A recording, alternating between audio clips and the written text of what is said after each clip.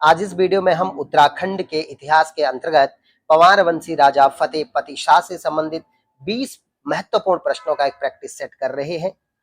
लेकिन आगे बढ़ने से पहले मैं आपको बता दूं, अगर आपने हमारा चैनल अभी तक सब्सक्राइब नहीं किया है तो इसे सब्सक्राइब करें और बेल आइकन को जरूर दबाएं, क्योंकि इस बेल आइकन के द्वारा ही हमारे द्वारा डाली गई प्रत्येक नई वीडियो का नोटिफिकेशन सबसे पहले आपके पास पहुंचेगा। इसलिए आपसे रिक्वेस्ट है, हमारे चैनल सब्सक्राइब करें और इस वीडियो को पूरा जरूर देखें, जिससे कि एक भी प्रश्न परीक्षाओं के लिए आपसे छूट न जाए। तो शुरू करते हैं बिना किसी देरी के। पहला प्रश्न है, किस शासक के शासन काल को पंवार राजवंश का स्वर्ण काल कहा जाता है? इसका ऑप्शन है नंबर 1 मानसा, नंबर 2 फतेहपति शाह, नंबर 3 पृथ्वीपति शाह और नंबर चौथा है महीपति शाह। और इसका सही उत्तर होना चाहिए फतेहपति शाह। अगला प्रश्न है, किस चंद्रवंशी शासक ने 1698 में पिंडर घाटी पर आक्रमण किया और वहां की सोने की मूर्ति को ले जाकर अल्मोड़ा के नंदा देवी मंदिर में स्थापित किया? ऑप्शन है ज्ञानचंद, जगत चंद, उद्योत चंद और बाज बहादुर। और इसका सही उत्तर होना चाहिए ज्ञानचंद। अगला प्रश्न है, पंवार और चंदों के बीच 12 वर्षीय युद्धों की शुरुआत कब हुई? आपको बता दूं, फतेहपति शाह के समय पंवारों और चंदों के बीच 12 वर्षों तक युद्ध होता रहा। इस 12 वर्षीय युद्धों की शुरुआत कब हुई? ऑप्शन है 1668, 1678, 1698 और 1710 यानी 1710। और इसका सही उत्तर होना चाहिए 1698। अगला प्रश्न है, ज्ञानचंद और पंवारों के बीच, यहाँ पे मुझसे चंदों हो रखा है इसलिए आप इसे सही कर दे, थोड़ा सा प्रिंटिंग मिस्टेक हो गई है। तो ज्ञानचंद और पंवारों के बीच दुधौली का युद्ध कब हुआ था? ऑप्शन है 1668, 1677, 1688 या 1703 यानी 1703। और इसका सही उत्तर होना चाहिए 1703। अगला प्रश्न, पंवारों और चंदों के बीच 12 वर्षीय युद्धों का समय कौन था? इससे पहले हमने कहा शुरुआत कब से हुई, अब यह है कि पंवार और चंदों के बीच जो 12 वर्षीय युद्ध हुए, इसका समय कौन था? चलो मैं हिंदी में बोलता हूँ। 1668 से 1710, 1668 से 78 से 1710, 1698 से 1710 या 1700 से 1712। तो इसका सही उत्तर होना चाहिए ऑप्शन सी। और ऑप्शन सी है हमारे पास 1698 से 1710 यानी 1698 से 1710। अगला छठा प्रश्न हमारे पास है, फतेहपति शाह ने कत्यूर घाटी को जीत करके किस गांव को बद्रीनाथ को दान दे दिया था? देखो, उन्होंने कत्यूर घाटी को जीता और उसके बाद उन्होंने एक गांव वहां जो था उसे बद्रीनाथ को दे दिया था। तो ऑप्शन है नंबर 1 दुधौली गांव, ऑप्शन बी है भंगाणी गांव, ऑप्शन सी है गरसार गांव और ऑप्शन डी है यानी चौथा है परकंडी गांव। और इसका सही उत्तर होना चाहिए गरसार गांव को उन्होंने जीत करके उन्हें दे दिया था, बद्रीनाथ को उन्होंने सौंप दिया था। अगला प्रश्न होना चाहिए, प्रश्न है सातवां, गुरु गोविंद सिंह और फतेहपति शाह के बीच भंगाणी का युद्ध कब हुआ? बहुत महत्वपूर्ण प्रश्न है। गुरु गोविंद सिंह और फतेहपति शाह के बीच भंगाणी का युद्ध कब हुआ था? और इसका ऑप्शन है, पहला ऑप्शन है 1668, दूसरा ऑप्शन है 1678, तीसरा ऑप्शन है 1688 और चौथा ऑप्शन है 1698। और इसका जो सही उत्तर होना चाहिए वो है 1688। आपको बता दूं, गोविंद सिंह और फतेहपति शाह के बीच पांवटा साहिब के निकट एक जगह पड़ती है भंगाणी, वहां पर युद्ध हुआ था और वो युद्ध 1688 में हुआ था। अगला प्रश्न जो हाल ही में पीसीएस में पूछा जा चुका है, इस प्रश्न को भी हमने शामिल किया है कि गुरु गोविंद सिंह और फतेहपति शाह के बीच हुए भंगाणी के युद्ध का वर्णन किस ग्रंथ में मिलता है? बहुत महत्वपूर्ण प्रश्न है कि गुरु गोविंद सिंह और फतेहपति शाह के बीच हुए भंगाणी के युद्ध का वर्णन किस ग्रंथ में मिलता है? ऑप्शन 1 है फतेह शाकर्ण ग्रंथ, दूसरा है फतेह प्रकाश ग्रंथ, तीसरा है विचित्र नाटक और चौथा है रसराज। और आपको बता दूं, इसका सही उत्तर होना चाहिए विचित्र नाटक। अगला प्रश्न आपके सामने है कि किस पंवार वंशी शासक के दरबार में नवरत्न रहते थे? नौवां प्रश्न है, किस पंवार वंशी शासक के दरबार में नवरत्न रहते थे? आपको बता दूं, नवरत्न का मतलब होता है कि 9 ऐसे विद्वान जो अलग अलग क्षेत्रों के बहुत बड़े विद्वान होते थे, उन्हें नवरत्न कहा जाता था। आपने इससे पहले नवरत्न के बारे में, अकबर के दरबार के नवरत्नों के बारे में भी सुना होगा। उसी तर्ज पर गढ़वाल के पंवार वंशी राजा, बहुत प्रसिद्ध राजा, उनके दरबार में भी नवरत्न थे। और उन नवरत्नों के लिए किसके दरबार में थे? इसके ऑप्शन है आपके पास, पहला है मानसा, दूसरा है फतेहपति शाह, तीसरा है पृथ्वीपति शाह और चौथा है महीपति शाह। और इसका सही उत्तर होना चाहिए फतेहपति शाह। अगला प्रश्न है, निम्न में से कौन फतेहपति शाह के नवरत्नों में शामिल नहीं था? देखो, जितने प्रकार के प्रश्न और जिस तरीके से प्रश्न बन सकते हैं, मैंने उन प्रश्नों को यहाँ पे शामिल किया है। क्वेश्चन दोबारा सुने, 10वां प्रश्न है, निम्न में से कौन फतेहपति शाह के नवरत्नों में शामिल नहीं था? ऑप्शन 1 है शशिधर डंगवाल, नंबर दूसरा है सुरेशानंद बर्थवाल, तीसरा है खेतराम धसमाना और चौथे हैं जटाधर मिश्र। और इसका सही उत्तर होना चाहिए जटाधर मिश्र जो थे वो नवरत्नों में शामिल नहीं थे। अगला प्रश्न, 11वां प्रश्न है, निम्न साहित्यिक ग्रंथों एवं उनके लेखकों में कौन सही सुमेलित नहीं है? सुनना, पॉइंट को, क्वेश्चन को सही से सुने। कई लोग यहाँ पे जल्दबाजी कर देते हैं, वो जल्दबाजी आपको नहीं करनी है। क्वेश्चन सुने, निम्न साहित्यिक ग्रंथों एवं उनके लेखकों में कौन सही सुमेलित नहीं है? पहला ग्रंथ सुने, ये सब के सब ग्रंथ फतेहपति शाह के जमाने में लिखे गए हैं और इन ग्रंथों का आप सुने नाम। पहला ग्रंथ है फतेह प्रकाश कर्ण ग्रंथ, ऑप्शन है इसके डैश लिखा हुआ है कि जटाधर मिश्र ने लिखा। दूसरा ग्रंथ है फतेह प्रकाश, ये लिखा हुआ है कि रतन कवि ने लिखा। तीसरा ऑप्शन है रसराज ग्रंथ, जिसे कहते हैं कि मतीराम ने लिखा। और चौथा है वृत्त कौमुदी, जिसे ऑप्शन में दिया हुआ है कि सुखदेव मिश्र ने लिखा। तो क्वेश्चन ये कि भाई इनमें से कौन गलत है? तो इसका सही उत्तर होना चाहिए वृत्त कौमुदी जो है वो सुखदेव मिश्र गलत आंसर होता। सही आंसर क्या है, इसके लिए आप जाकर के मेरी वीडियोस देखें, वहां आपको सही आंसर पता चल जाएगा, जो कि हमारी क्लास वीडियो है, रिकॉर्डिंग वीडियो है। प्रश्न नंबर 16 है कि अपने मतीराम ने अपने किस ग्रंथ में, सॉरी प्रश्न नंबर 12 है, मतीराम ने अपने किस ग्रंथ को चित्रकार मंगत राम को समर्पित किया? दूसरा प्रश्न सुने जरा, सही तरीके से इस प्रश्न को सुने कि मतीराम ने अपने किस ग्रंथ को चित्रकार मंगत राम को समर्पित किया? ऑप्शन है रसराज, वृत्त कौमुदी, वृत्त विचार ग्रंथ या फतेह प्रकाश ग्रंथ। और इसका सही उत्तर होना चाहिए रसराज ग्रंथ। आपको बता दें, मंगत राम जो थे वो बहुत प्रसिद्ध चित्रकार थे और इन्हीं के वंश में आगे जाके मूलाराम जैसे प्रसिद्ध चित्रकार थे। 13वां प्रश्न है, मतीराम ने अपने किस ग्रंथ में फतेहपति शाह को गढ़वाल का शिवाजी कहा? दोबारा सुने, मतीराम ने अपने किस ग्रंथ में फतेहपति शाह को गढ़वाल का शिवाजी कहा? ऑप्शन है रसराज, दूसरा ऑप्शन है वृत्त कौमुदी, तीसरा ऑप्शन है वृत्त विचार ग्रंथ और चौथा ऑप्शन है फतेह प्रकाश ग्रंथ।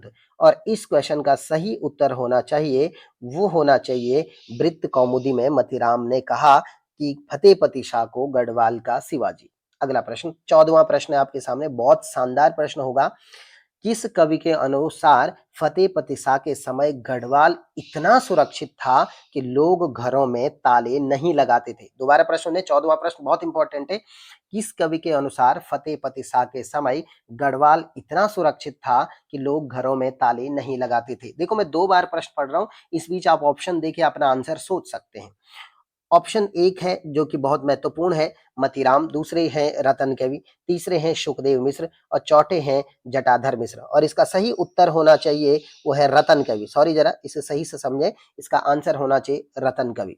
अगला प्रश्न, फतेहपति शाह ने किस सिख गुरु, अच्छा क्वेश्चन थोड़ा दूसरा है, फतेहपति शाह ने सिख गुरु गुरु रामराय को कौन सा गांव दान नहीं दिया था? आपको बता दें, फतेहपति शाह ने सिख गुरु गुरु रामराय को देहरादून में गुरुद्वारा बनाने के लिए 2-3 गांव दान में दिए थे। उन 3 गांवों में कौन एक ऐसा गांव है जो इसमें मैंने शामिल नहीं किया हुआ है? इस प्रश्न को समझे। ऑप्शन पहला है खुड़बुड़ा, दूसरा ऑप्शन है राजपुर, तीसरा ऑप्शन है चमसूरी और चौथा ऑप्शन है कारगी। और इसका सही उत्तर होना चाहिए जो कारगी उन्होंने गांव दान में नहीं दिया था, जबकि खुड़बुड़ा, राजपुर और चमसूरी, इन तीनों गांवों को उन्होंने गुरु रामराय जी को दान में दे दिया था। अगला प्रश्न है बहुत इंपॉर्टेंट, सिख गुरु गुरु रामराय देहरादून कब आए थे? तो इसका ऑप्शन है, पहला ऑप्शन है 1699, दूसरा ऑप्शन है 1799, तीसरा ऑप्शन है 1899 और चौथा ऑप्शन है 1999। तो इसका सही उत्तर जो होना चाहिए वो है 1699, वो देहरादून आए थे। अगला प्रश्न जो 17वां प्रश्न है, बहुत महत्वपूर्ण प्रश्न है, निम्न में से किस शासक ने चांदी की अष्टकोणी मुद्रा चलाई थी? बहुत इंपॉर्टेंट प्रश्न है, दोबारा इस प्रश्न को सुने, निम्न में से किस शासक ने चांदी की अष्टकोणी मुद्रा चलाई थी? अष्टकोणी का मतलब होता है कि ऐसी मुद्रा चलाई जिस जो 8 कोने की तरह, इस तरीके से जो मुद्रा थी वो इस तरीके से 8 कोनों वाली जो मुद्रा थी, उन्होंने अष्टकोणी मुद्रा चलाई जो थी वो चांदी की मुद्रा थी। तो ये ऑप्शन है इसके, पहला ऑप्शन है मानसा, दूसरा है फतेहपति शाह, तीसरा ऑप्शन है पृथ्वीपति शाह और चौथा ऑप्शन है महीपति शाह। और इसका सही उत्तर होना चाहिए option B, Fatehpati Shah. Okay. अगला प्रश्न 18वां प्रश्न है कि निम्न में से किस व्यक्ति ने औरंगजेब से मिलकर पवार राज्य में जजिया कर नहीं लगने दिया? बहुत महत्वपूर्ण है, इसे दोबारा समझे। निम्न में से किस व्यक्ति ने औरंगजेब से मिलकर पवार राज्य में जजिया कर नहीं लगने दिया? अच्छा, इसके ऑप्शन है माधो सिंह भंडारी, दूसरा ऑप्शन है इसका लोधी रिखोला, तीसरा ऑप्शन है इसका जीतू बगडवाल और चौथा इसका जो ऑप्शन है वो है पूरिया नैथानी। और इसका जो सही उत्तर भी होना चाहिए वो चौथा होना चाहिए, पूरिया नैथानी।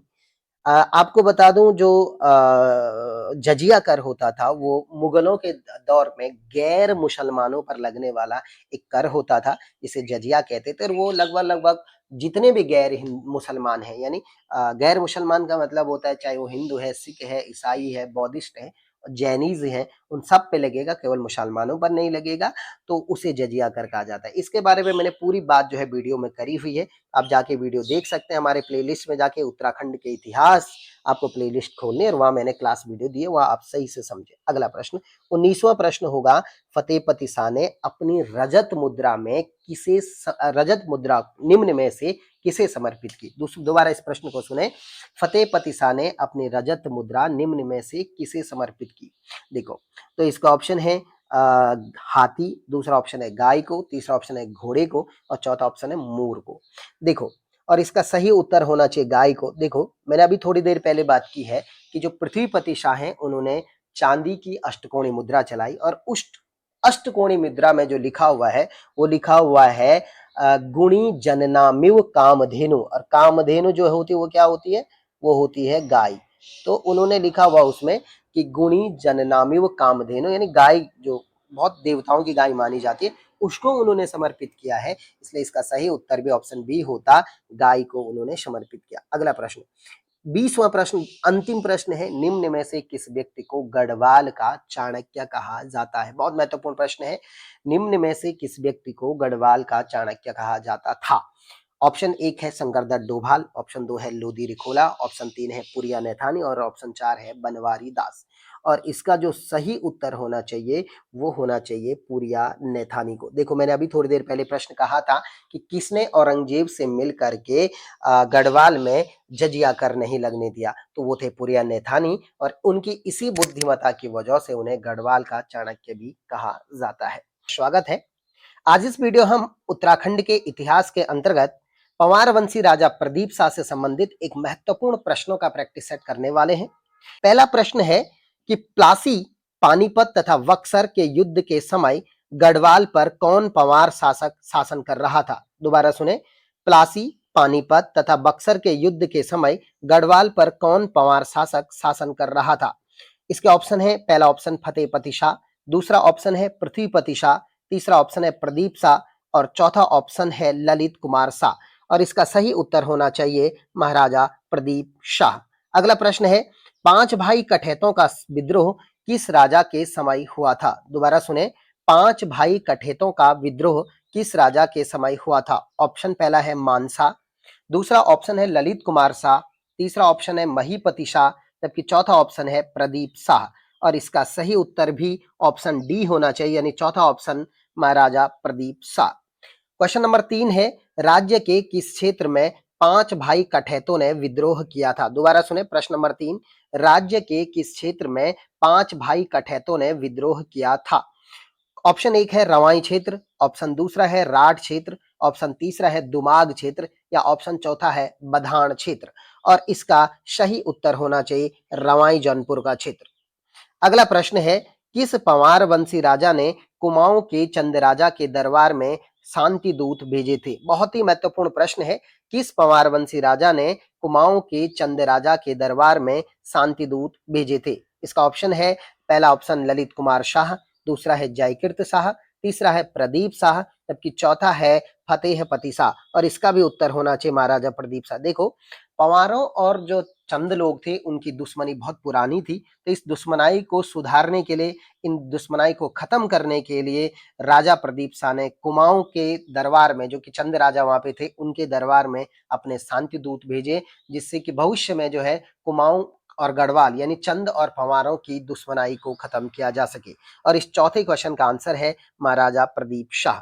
अगला प्रश्न है, पांचवा प्रश्न, गढ़वाल पर सबसे लंबे समय तक शासन करने वाला पंवार शासक कौन था? दोबारा सुने, गढ़वाल पर सबसे लंबे समय तक शासन करने वाला परमार शासक कौन था? ऑप्शन है ललित कुमार शाह, ऑप्शन दूसरा है जयकीर्त शाह, ऑप्शन तीसरा है प्रदीप शाह और ऑप्शन चौथा है फतेहपति शाह। और इसका सटीक उत्तर होना चाहिए महाराजा प्रदीप शाह। अगला प्रश्न सुने, निम्न में से, छठा प्रश्न है, निम्न में से कौन सही सुमेलित नहीं है? ये पॉइंट जरा समझे, कई बार बच्चे इसमें कंफ्यूजन करते हैं। दोबारा क्वेश्चन सुने, निम्न में से कौन सही सुमेलित नहीं है? पहला प्रश्न, पहला ऑप्शन है दूनागिरी का युद्ध 1745, दूसरा है गणाई का युद्ध 1723, तीसरा है रणचूला कोट का युद्ध 1723 और चौथा ऑप्शन है भंगाणी का युद्ध 1688। और इसका सही उत्तर होना चाहिए दूनागिरी का युद्ध 1745। सही, ये गलत आंसर होता, क्योंकि दूनागिरी का युद्ध जो हुआ था वो 1743 में हुआ था। इस प्रश्न के हिसाब से पहला आंसर सही है, मगर आपको मैं सही कर दे रहा हूं कि दूनागिरी का युद्ध जो हुआ वो 1743 में हुआ था। अगला प्रश्न, सातवां प्रश्न है, पहली बार किस युद्ध में गढ़ कुमाऊं की संयुक्त सेना ने दुश्मनों के विरुद्ध मिलकर युद्ध लड़ा था? दोबारा प्रश्न है, पहली बार किस युद्ध में गढ़ कुमाऊं की संयुक्त सेना ने दुश्मनों के विरुद्ध मिलकर युद्ध लड़ा था? ऑप्शन सुने जरा सा। ऑप्शन है दूनागिरी का युद्ध 1743, गणाई का युद्ध 1723, रणचूला कोट का युद्ध 1723 या भंगाणी का युद्ध 1688। और इसका सही उत्तर होना चाहिए दूनागिरी का युद्ध 1743। इस प्रश्न के बारे में अगर आप कंप्लीट नॉलेज चाहते हैं तो हमारे क्लास रिकॉर्डिंग वीडियो पे जाएं, इससे पहले वाले वीडियो, और वहां जाकर के आप प्रदीप शाह को पढ़ें तो आपको ये प्रश्न बहुत ही शानदार तरीके से समझ में आ जाएगा। ये हम प्रैक्टिस सेट कर रहे हैं इसमें, इसलिए हम बहुत ज्यादा बातें नहीं करने वाले हैं। इस प्रैक्टिस सेट से संबंधित अगर किसी भी प्रश्न को आप अच्छे ढंग से समझना चाहते हैं तो हमारे क्लास के रिकॉर्डिंग वीडियो को देखिए, उस वीडियो में हमने विस्तृत समझाया हुआ है, और उसके बाद ये प्रैक्टिस सेट कीजिए तो ज्यादा अच्छा रहेगा। अगला प्रश्न है, आठवां प्रश्न है, कुमाऊं पर रोहिलों के आक्रमण के समय किस चंदवंशी शासक ने गढ़वाल के शासक प्रदीप शाह से सहायता मांगी थी? दोबारा सुने, कुमाऊं पर रोहिलों के आक्रमण के समय किस चंदवंशी शासक ने गढ़वाल के शासक प्रदीप शाह से सहायता मांगी थी? यानी पंवार वंशी जो शासक थे उनसे सहायता मांगी थी। तो इसका ऑप्शन है आपका, पहला ऑप्शन है बाज बहादुर, दूसरा है कल्याण चंद, तीसरा है ज्ञान चंद, चौथा है जगत चंद। और इसका सही उत्तर होना चाहिए ऑप्शन बी, कल्याण चंद। अगला प्रश्न, ऑप्शन बी कल्याण चंद 8वें का आंसर सही होना चाहिए। क्वेश्चन नंबर 9 है कि प्रसिद्ध ग्रंथ रामायण प्रदीप की रचना निम्न में से किस विद्वान ने की थी? हमने पंवारों में बहुत सारी किताबें और ग्रंथों को पढ़ा है, उन्हीं में से ग्रंथ आपके सामने है रामायण प्रदीप। तो 9वां प्रश्न दोबारा रिपीट कर रहा हूं, प्रसिद्ध ग्रंथ रामायण प्रदीप की रचना निम्न में से किस विद्वान ने की थी? ऑप्शन 1 है रतन कवि, ऑप्शन दूसरा है मतीराम, ऑप्शन तीसरा है मेधाकर शर्मा और ऑप्शन चौथा है सुखदेव मिश्र। और इसका सटीक उत्तर होना चाहिए मेधाकर शर्मा। इन्होंने ये, क्योंकि प्रदीप शाह के दरबार में रहते थे, एक प्रसिद्ध कवि थे, और इन्होंने प्रदीप शाह पर ही जो है ग्रंथ लिखा रामायण प्रदीप, जो कि पंवारों के बारे में अगर इतिहास में थोड़ा बहुत हमें जानकारी मिलती है तो उसमें ये बुक भी एक महत्वपूर्ण भूमिका निभाती है। प्रश्न नंबर 10 है, रोहिलों ने चंद शासक कल्याण चंद से युद्ध क्षति के रूप में कितनी राशि की मांग की थी? दोबारा सुने, रोहिलों ने चंद शासक कल्याण चंद से युद्ध क्षति के रूप में कितनी राशि की मांग की थी? ऑप्शन 1 है 7 लाख रुपए, ऑप्शन दूसरा है 5 लाख रुपए, ऑप्शन तीसरा है 3 लाख रुपए और ऑप्शन चौथा है 1 लाख रुपए। और इसका सही उत्तर होना चाहिए 3 लाख रुपए उन्होंने मांगे थे। उन्होंने कहा यदि आप चाहते हो कि हम आपके कुमाऊं को छोड़ दें, आपके साम्राज्य को छोड़ दें, तो इसके बदले आपको हमें 3 लाख रुपए देने पड़ेंगे। अगला प्रश्न है, अच्छा यहीं पे मैं एक बात बता देता हूं, ये कल्याण संघ से जब रोहिलों ने 3 लाख रुपए मांगे तो उनके पास वो पैसे नहीं थे, तो गढ़वाल नरेश प्रदीप शाह ने कल्याण चंद को 3 लाख रुपए दिए, कहा आप जाके रोहिलों को दे दो और अपने राज्य को छुड़वा दो। एक प्रकार से बहुत अच्छी दोस्ती निभाई यहाँ पे महाराजा प्रदीप शाह ने। अगला प्रश्न सुने जरा, 11वां प्रश्न है, निम्न में से किस युद्ध का नेतृत्व स्वयं पुरिया नैथानी कर रहे थे? बहुत ही गजब प्रश्न है। आप जानते हैं पुरिया नैथानी को गढ़वाल का चाणक्य कहा जाता है, उनकी बुद्धिमता के कारण और साथ ही साथ वो विद्वान के साथ-साथ वो ताकतवर भी बहुत ज़्यादा थे, वीर भी बहुत ज़्यादा थे। 11वां प्रश्न दोबारा रिपीट कर रहा हूँ, निम्न में से किस युद्ध का नेतृत्व पुरिया नैथानी स्वयं कर रहे थे? ऑप्शन है रणचूला कोट का युद्ध, ऑप्शन बी है गणाई का युद्ध, ऑप्शन तीसरा है दूनागिरी का युद्ध और ऑप्शन चौथा है भंगाणी का युद्ध। और इसका सटीक उत्तर होना चाहिए गणाई का युद्ध। सेकंड नंबर वाला जो 1723 में हुआ था, गणाई का युद्ध। प्रदीप शाह यानी इसका नेतृत्व कर रहे थे पुरिया नैथानी और उधर कुमाऊं में जो शासक था उनका नाम था देवीचंद। अगला प्रश्न 12वां प्रश्न है, प्रदीप शाह के समय किसके नेतृत्व में रोहिलों ने देहरादून पर 1755 में आक्रमण किया था? दोबारा सुने, 12वां प्रश्न है, प्रदीप शाह के समय किसके नेतृत्व में रोहिलों ने देहरादून पर 1755 ईस्वी में आक्रमण किया था? ऑप्शन एक है नजीब खां, ऑप्शन दूसरा है अली अहमद खां, ऑप्शन तीसरा है ईरज खां और ऑप्शन चौथा है सैयद अली। और इसका गजब सही उत्तर होना चाहिए, वो है नजीब खां, ऑप्शन नंबर एक। आपको बता दूं, कुमाऊं पर रोहिलों के आक्रमण के बाद रोहिलों ने देहरादून पर आक्रमण किया प्रदीप शाह के जमाने में, और इस युद्ध का नेतृत्व रोहिलों की तरफ से जो कर रहे थे नजीब खां कर रहे थे, और उन्होंने जो है देहरादून वाले हिस्से पर कब्जा कर दिया था नजीब खां ने। आज इस वीडियो में हम पंवार वंशी राजा ललित कुमार शाह से संबंधित कुछ महत्वपूर्ण प्रश्नों का एक प्रैक्टिस सेट कर रहे हैं, जो कि आगामी परीक्षाओं की दृष्टि से बहुत ही महत्वपूर्ण होने वाला है। इस पूरे प्रैक्टिस सेट के लिए आपके पास सिर्फ 10 मिनट का समय मिलेगा, क्योंकि ये क्वेश्चन भी 10 क्वेश्चन है मात्र, और ये 10 क्वेश्चन जो है वो फुलफिल करते हैं पूरे ललित कुमार शाह को, यानी ललित कुमार शाह से संबंधित पेपरों में जो भी प्रश्न पूछे जाएंगे वो इन्हीं 10 प्रश्नों के अंतर्गत होंगे। तो आप जो है इस वीडियो को पूरा जरूर देखें। हाँ, एक बात मैं कहना चाहता हूं, अगर आप हमारे चैनल पर नए हैं, हमारे चैनल को सब्सक्राइब कीजिएगा, लाइक कीजिएगा, शेयर कीजिएगा, हाँ, बेल आइकन को जरूर दबाएं, क्योंकि हमारे द्वारा डाले गए हर एक वीडियो का नोटिफिकेशन सबसे पहले आपके पास तभी पहुंचेगा जब आप हमारे चैनल का बेल आइकन दबाएंगे। तो आइए शुरू करते हैं बिना किसी देरी के। पहला प्रश्न है, महाराजा ललित शाह के सिरमौर आक्रमण के समय सिरमौर का शासक कौन था? दोबारा क्वेश्चन सुने, महाराजा ललित शाह के सिरमौर आक्रमण के समय सिरमौर का शासक कौन था?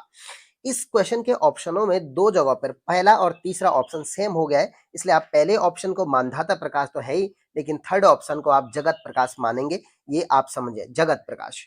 तो पहला ऑप्शन है मानधाता प्रकाश, दूसरा है रुद्र प्रकाश, तीसरा है मानधाता प्रकाश यानी इसकी जगह जगत प्रकाश, और चौथा है कीरत प्रकाश। और इस प्रश्न का बिल्कुल सटीक उत्तर होना चाहिए, वो है ऑप्शन डी, कीरत प्रकाश, यानी चौथा ऑप्शन कीरत प्रकाश। अगला प्रश्न, सेकंड नंबर प्रश्न होगा, महाराजा ललित शाह ने सिरमौर पर आक्रमण कब किया था? अब क्वेश्चन को दोबारा सुने, महाराजा ललित शाह ने सिरमौर पर आक्रमण कब किया था? ऑप्शन एक है 1775, दूसरा ऑप्शन है 1777, तीसरा ऑप्शन है 1779 और चौथा ऑप्शन है 1780 यानी 1775, 1777, 1779 और 1780। और इसका सटीक उत्तर होना चाहिए पहला ऑप्शन 1785। ये वो वक्त था जब ललित कुमार शाह ने अपने बेटे प्रद्युम्न शाह और कीरत शाह को सेटल करने के लिए उन्होंने सिरमौर पर आक्रमण किया था। अगर इस पूरी कहानी को आप सुनना चाहते हैं तो इसके लिए आप हमारा जो क्लास रिकॉर्डिंग वीडियो है, इसी चैनल पर हमने उत्तराखंड का इतिहास के अंतर्गत जो प्लेलिस्ट बनाई है, उसमें जाके पहले आप वीडियो देखें और उसके बाद आप ये प्रैक्टिस सेट कीजिए। हमने अपने चैनल पर, आप जानते हैं कि हमने अपने चैनल पर जो है पहले क्लास वीडियो रिकॉर्ड करते हैं, एक वीडियो डालते हैं, उसमें पूरा एक टॉपिक क्लियर होता है, उसके बाद उस टॉपिक से संबंधित जितने प्रश्न हो सकते हैं हम उनको आपके सामने डालते हैं, यानी दोहरा आपको फायदा हो जाता है। क्वेश्चन नंबर तीसरा समझे जरा सा, निम्न में से किसके आमंत्रण पर ललित कुमार शाह ने कुमाऊं पर आक्रमण किया था? दोबारा क्वेश्चन सुने, निम्न में से किसके आमंत्रण पर ललित कुमार शाह ने कुमाऊं पर आक्रमण किया था? मैं क्वेश्चन को दो बार इसलिए रिपीट करता हूं क्योंकि आपके पास समय मिल जाए कि आप ऑप्शन को देखें और अपने हिसाब से आंसर चूज कर दें। पहला ऑप्शन है शिवदेव जोशी, दूसरा ऑप्शन है हर्षदेव जोशी, तीसरा ऑप्शन है मेधाकर शर्मा और चौथा ऑप्शन है दीपचंद। और इसका सही उत्तर होना चाहिए हर्षदेव जोशी। हर्षदेव जोशी के बोलने पर ही ललित कुमार शाह ने कुमाऊं पर आक्रमण किया था। चौथा प्रश्न है बहुत महत्वपूर्ण प्रश्न आगामी परीक्षाओं की दृष्टि से, ललित शाह तथा मोहन चंद के बीच बग्वाली पोखर का युद्ध कब हुआ था? मैं क्वेश्चन रिपीट कर रहा हूं, आप आंसर देख लीजिएगा, ऑप्शन देख लीजिएगा। क्वेश्चन है, ललित शाह तथा मोहन चंद के बीच बग्वाली पोखर का युद्ध कब हुआ था? ऑप्शन है 1775, यानी 1775, 1777, 1779, 1786 और इसका सटीक उत्तर होना चाहिए 1779। आपको मैं एक बात बता देता हूं, ये क्वेश्चन बग्वाली पोखर का युद्ध कई बार पेपर में पूछा जा चुका है और आगामी पेपरों में भी इसके पूछे जाने के जो चांस है वो बहुत ज्यादा है। अच्छा, अगला प्रश्न आता है प्रश्न नंबर 5 में, निम्न में से किस शासक ने सर्वप्रथम कुमाऊं के सिंहासन पर कब्जा कर अपने पुत्र को वहां का शासक बनाया था? दोबारा क्वेश्चन सुने, निम्न में से किस शासक ने सर्वप्रथम कुमाऊं के सिंहासन पर कब्जा कर अपने पुत्र को वहां का शासक बनाया था? इसका ऑप्शन है प्रदीप शाह, दूसरा ऑप्शन है ललित कुमार शाह, तीसरा ऑप्शन है फतेहपति शाह और चौथा है मानसा और इसका सटीक उत्तर होना चाहिए ललित कुमार शाह। आपको बता दूं, ललित कुमार शाह ने अपना जो बेटा था, दूसरी बीवी का जो बड़ा बेटा था, उनका नाम था प्रद्युम्न शाह और प्रद्युम्न शाह को उन्होंने सिंहासन पर बैठाया था। अगला प्रश्न, प्रश्न नंबर 6 होगा, कौन सा शासक, देखो यही क्वेश्चन यहाँ पे आ गया है, क्वेश्चन नंबर 6 होगा, कौन सा शासक गढ़ कुमाऊं दोनों के सिंहासन पर बैठा था? यानी गढ़वाल के सिंहासन पर भी बैठा था और कुमाऊं के सिंहासन पर भी बैठा था, ऐसा कौन सा शासक था? जल्दी जरा सोच लीजिए, मैं क्वेश्चन को दोबारा रिपीट कर रहा हूं, कौन सा शासक गढ़ कुमाऊं की दोनों के सिंहासन पर बैठा था? तो इसका ऑप्शन आपके पास है, पहला ऑप्शन है कीर्ति शाह, दूसरा ऑप्शन है जयकृत शाह, तीसरा ऑप्शन है प्रद्युम्न शाह और चौथा है प्रीतम शाह और आपके लिए सही आंसर जो होगा वो होगा थर्ड ऑप्शन प्रद्युम्न शाह। आपको बता दूं, 1779 से 86 तक प्रद्युम्न शाह कुमाऊं की गद्दी पर बैठे और 86 में जब उनके भाई जयकृत शाह की मृत्यु हो गई, उसके बाद वो गढ़वाल की गद्दी पर बैठे। यानी ऐसे शासक थे जो कुमाऊं में भी उन्होंने शासन किया राजा के रूप में और यहाँ भी शासन किया पवार वंश में राजा के रूप में। तो ये है प्रद्युम्न शाह। अगला प्रश्न बहुत इंपॉर्टेंट है, 7वां प्रश्न है, 1779 यानी 1779 में बग्वाली पोखर के युद्ध को जीतने के बाद ललित शाह ने अपने किस पुत्र को चंद सिंहासन पर बैठाया? यही क्वेश्चन को देखो किस दूसरे तरीके से पूछा जा सकता है, तो वो मैंने इस तरीके से क्वेश्चन बनाया हुआ है। आपके लिए क्वेश्चन दोबारा रिपीट कर रहा हूं, 1779 में बग्वाली पोखर के युद्ध को जीतने के बाद ललित शाह ने अपने किस पुत्र को चंद सिंहासन पर बैठाया था?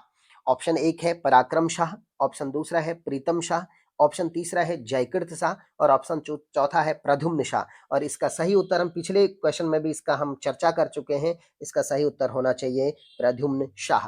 अगला प्रश्न, 8वां प्रश्न बहुत इंपॉर्टेंट है, निम्न में से किसके दरबारी चित्रकार मोलाराम तोमर नहीं रहे? आप जानते हैं मोलाराम तोमर गढ़वाली चित्रशैली के बहुत प्रसिद्ध चित्रकार रहे। तो इनके बारे में लिखा हुआ है, क्वेश्चन को रिपीट कर रहा हूं, निम्न में से किसके दरबारी चित्रकार मोलाराम तोमर नहीं रहे यानी नहीं थे? ऑप्शन एक है फतेहपति शाह, ऑप्शन दो है प्रदीप शाह, ऑप्शन तीन है ललित शाह, ऑप्शन चार है जयकृत शाह और इसका जो सही उत्तर होना चाहिए वो है आपके सामने फतेहपति शाह। इनके ये दरबारी कवि नहीं रहे, इसके अलावा प्रदीप साहब के ये दरबारी कवि थे, सॉरी कवि कह रहा हूं मैं, चित्रकार थे, ललित शाह के थे, ये जयकृत शाह के थे, इवन इसके बाद जो है प्रद्युम्न शाह जब गद्दी पर बैठेंगे तब भी मोलाराम उनके दरबारी चित्रकार रहेंगे। तो आपको ये बता दूं, कम से कम प्रदीप शाह, ललित शाह, जयकृत शाह, प्रद्युम्न शाह यानी 4 राजाओं के दरबारी चित्रकार रहे हैं मोलाराम तोमर, जो कि उत्तराखंड में गढ़वाली चित्रशैली के बहुत ही प्रसिद्ध चित्रकार रहे। क्वेश्चन नंबर 9 आपके सामने है, ललित शाह के समय निम्न में से किन आक्रमणकारियों ने देहरादून को बहुत बुरी तरह से लूटा? क्वेश्चन दोबारा सुने, ललित शाह के समय निम्न में से किन आक्रमणकारियों ने देहरादून को बुरी तरह लूटा? ऑप्शन एक है सिख, दूसरा है गुजर, तीसरा है कटेहर और चौथा ऑप्शन है सभी। अच्छा, इसका सही उत्तर क्या होना चाहिए, इस पर बात कर देते हैं। इसका सही उत्तर होना चाहिए डी यानी चौथा, यानी इन तीनों ने जो है गढ़वाल को के जो देहरादून का हिस्सा उसे लूटा था। आपको बता दो 1775 से लेकर के 1778 के बीच में जब ललित शाह कुमाऊं युद्ध आक्रमण करने में जो बिजी थे, उस दौर में सिखों ने, गुजरों ने, कटेहरों ने देहरादून को जमकर लूटा। और आज की पूरी जो हमारा प्रैक्टिस सेट है उसका अंतिम प्रश्न, बहुत महत्वपूर्ण प्रश्न, 10वां प्रश्न है, 1780 में अल्मोड़ा का दुलड़ी नामक जो स्थान था वो किसकी मृत्यु का साक्षी बना? यानी वो कौन था जो दुलड़ी नामक स्थान पर मर गया था? इसका ऑप्शन है जयकृत शाह, दूसरा ऑप्शन है प्रीतम शाह, तीसरा ऑप्शन है प्रद्युम्न शाह और चौथा ऑप्शन है ललित कुमार शाह और इसका सही उत्तर होना चाहिए ललित कुमार शाह। आपको बता दूं 1779 में जब उन्होंने कुमाऊं को जीता और अपने बेटे प्रद्युम्न शाह को वहां गद्दी पर बैठाया, तो उसके बाद वो वापस आ रहे थे और वापस आते आते 80 नया साल लग गया था और 1780 में जब वो अल्मोड़ा से वापस आ रहे थे श्रीनगर की तरफ, तो दुलड़ी नामक स्थान पर उनकी मृत्यु हो गई थी। वो थे ललित कुमार शाह, प्रद्युम्न शाह के पिताजी। का स्वागत है। आज इस वीडियो में हम उत्तराखंड के इतिहास के अंतर्गत परमार शासक जयकृत शाह से संबंधित एक महत्वपूर्ण प्रैक्टिस सेट करने वाले हैं। तो आइए शुरू करते हैं। पहला प्रश्न है, कुमाऊं के चंद शासक प्रद्युम्न चंद का 1780 में परमार राज्य पर आक्रमण करने का क्या कारण था?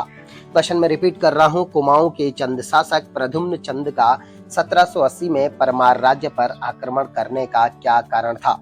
ऑप्शन 1 है साम्राज्य प्रसार, ऑप्शन 2 है नेपाल के राजा का दबाव, ऑप्शन 3 है प्रद्युम्न चंद और जयकृत शाह के बीच कलह, या ऑप्शन 4 है जयकृत शाह द्वारा चंद राजा पर कर लगाना। और इसका सही उत्तर है जयकृत शाह द्वारा चंद राज्य पर कर लगाना, यानी ऑप्शन डी।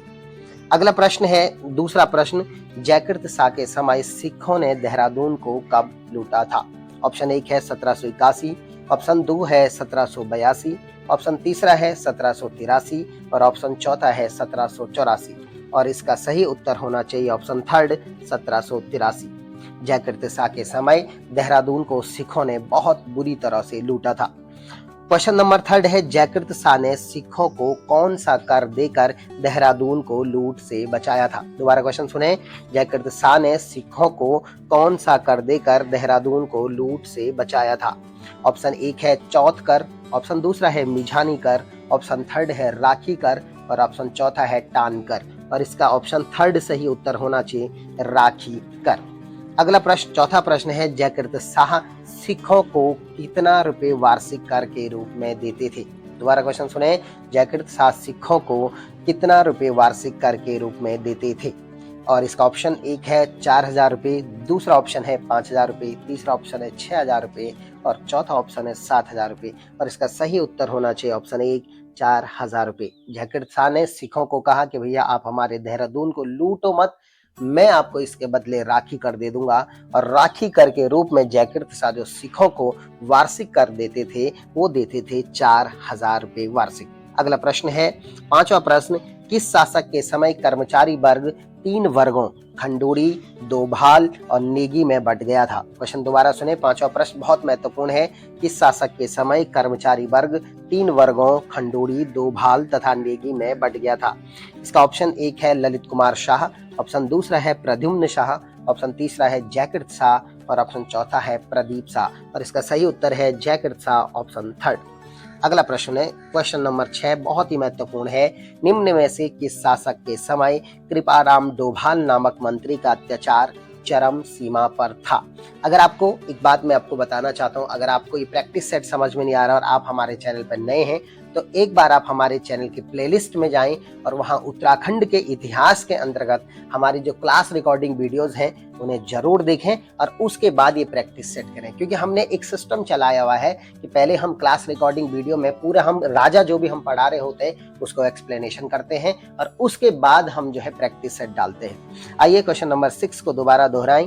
निम्न में से किस शासक के समय कृपाराम डोभाल नामक मंत्री का अत्याचार चरम सीमा पर था? ऑप्शन है ललित शाह, दूसरा ऑप्शन है प्रद्युम्न शाह, तीसरा ऑप्शन है जयकृत शाह और चौथा ऑप्शन है प्रदीप शाह। और इसका 3rd ऑप्शन बहुत सही उत्तर होगा जयकृत शाह।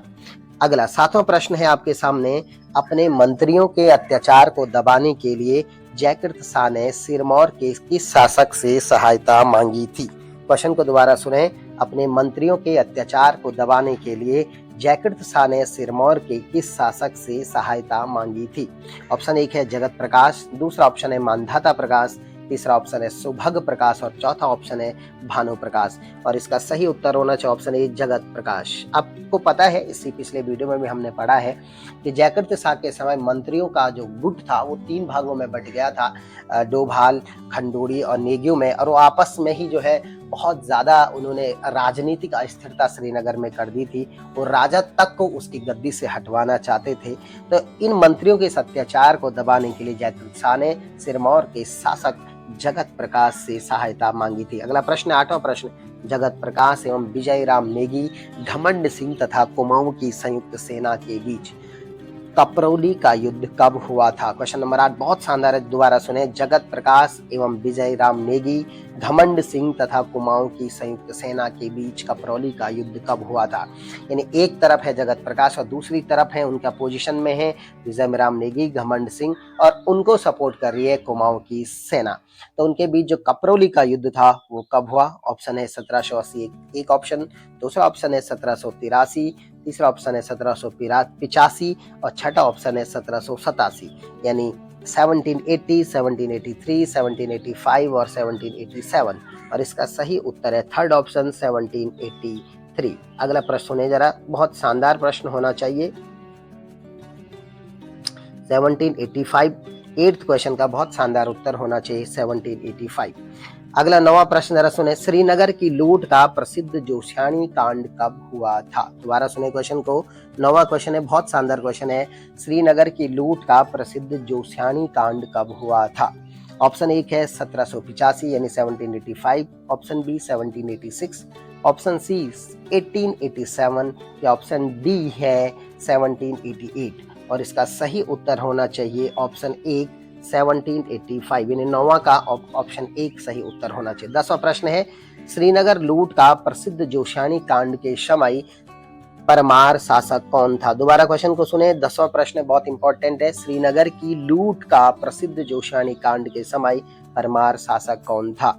ऑप्शन 1 है मानसा, दूसरा है प्रद्युम्न शाह, तीसरा है ललित कुमार शाह और चौथा है जयकृत शाह। उस समय परमार शासक ऑप्शन डी होना चाहिए, इसका सही उत्तर जयकृत शाह थे, और उनके समय ही उनके भाई जो कि चंद शासन पर बैठे हुए थे, प्रद्युम्न चंद, उनके कहने पर हर्षदेव जोशी ने श्रीनगर को बहुत बुरी तरीके से लूटा, जिसे इतिहास में जोशियानी कांड के नाम से जाना जाता है। 10वीं का सही उत्तर होना चाहिए ऑप्शन डी। 11वां प्रश्न है, बहुत इंपॉर्टेंट प्रश्न है, जरा ध्यान दें। किस मंत्री के विश्वासघात के फलस्वरूप श्रीनगर लूट का प्रसिद्ध जोशियानी कांड घटित हुआ था? अगला प्रश्न, इसी प्रश्न को दोबारा रिपीट कर रहा हूं। किस मंत्री के विश्वासघात के फलस्वरूप श्रीनगर लूट का प्रसिद्ध जोशियानी कांड घटित हुआ था? ऑप्शन 1 है कृपाराम डोभाल, दूसरा है ऑप्शन है धनीराम, तीसरा ऑप्शन है विजय राम नेगी और चौथा ऑप्शन है घमंड सिंह, और इसका सही उत्तर होना चाहिए ऑप्शन बी धनीराम। आपको बता दूं, धनीराम ने ही कुमाऊं में हर्षदेव जोशी को ये सूचना दी कि जो है राजा अभी अपने पैतृक जो मंदिर है उनका जो कुल देवी का मंदिर है देवलगढ़, वहां गया हुआ है और आप आकर के जो है हमारे श्रीनगर को लूट दीजिएगा। तो इसका उत्तर होना चाहिए धनीराम, इन्होंने ही जो है विश्वासघात किया था। प्रश्न नंबर 12 है। गुलाम कादिर के नेतृत्व में रोहिलों ने गढ़वाल पर दूसरा आक्रमण कब किया? बहुत इंपॉर्टेंट प्रश्न है 12वां प्रश्न। गुलाम कादिर के नेतृत्व में रोहिलों ने गढ़वाल पर दूसरा आक्रमण कब किया था? ऑप्शन है 1784, दूसरा ऑप्शन है 1785, तीसरा ऑप्शन है 1786 और चौथा ऑप्शन है 1787, और इसका सही उत्तर होना चाहिए 1786। इससे पहले भी रोहिलों ने आक्रमण किया था नजीब खां के नेतृत्व में, और इस बार उन्हीं का पोता गुलाम कादिर के नेतृत्व में रोहिलों ने गढ़वाल पर दूसरा आक्रमण किया है। अगला प्रश्न है 13वां प्रश्न। रोहिलों के गढ़वाल पर दूसरे आक्रमण के समय परमार शासक कौन था? दोबारा क्वेश्चन को सुने, 13th क्वेश्चन है, 13वां क्वेश्चन। रोहिलों के गढ़वाल पर आक्रमण के समय परमार शासक कौन था? ऑप्शन 1 है मानसा, ऑप्शन दूसरा है प्रद्युम्न शाह, ऑप्शन तीसरा है ललित कुमार शाह और ऑप्शन चौथा है जयकृत शाह, और इसका सही उत्तर होना चाहिए ऑप्शन चतुर्थ जयकृत शाह। 14वां प्रश्न यानी 14th क्वेश्चन है, निम्न में से किस परमार शासक ने हताश होकर देवप्रयाग के रघुनाथ मंदिर में आत्महत्या कर दी थी? दोबारा क्वेश्चन सुने, निम्न में से किस परमार शासक ने हताश होकर देवप्रयाग के रघुनाथ मंदिर में आत्महत्या कर दी थी? Option 1 Pradeep Shah, option 2 Lalit Shah, option 3 third जो है वो जयकृत शाह और ऑप्शन 4 है प्रद्युम्न शाह, और इसका सही उत्तर होना चाहिए ऑप्शन 3। देखो बहुत परेशान हो गया था जयकृत शाह अपने शासनकाल में, मंत्रियों ने बहुत ही ज्यादा राजनीतिक अस्थिरता करी हुई थी। नीचे देहरादून और हरिद्वार के हिस्से पर कभी सिख लूट कर रहे थे, कभी रोहिला आकर के लूट रहे थे। इसके अलावा हमारे जो राज्य का जो पड़ोसी राज्य है चंद राज्य, वहाँ उनका अपना सौतेला भाई बैठा हुआ था, वो लगातार उन्हें परेशान कर रहा था। तो लगातार उन्हें असफलता मिल रही थी, वो अपने शासन को चला नहीं पा रहे थे।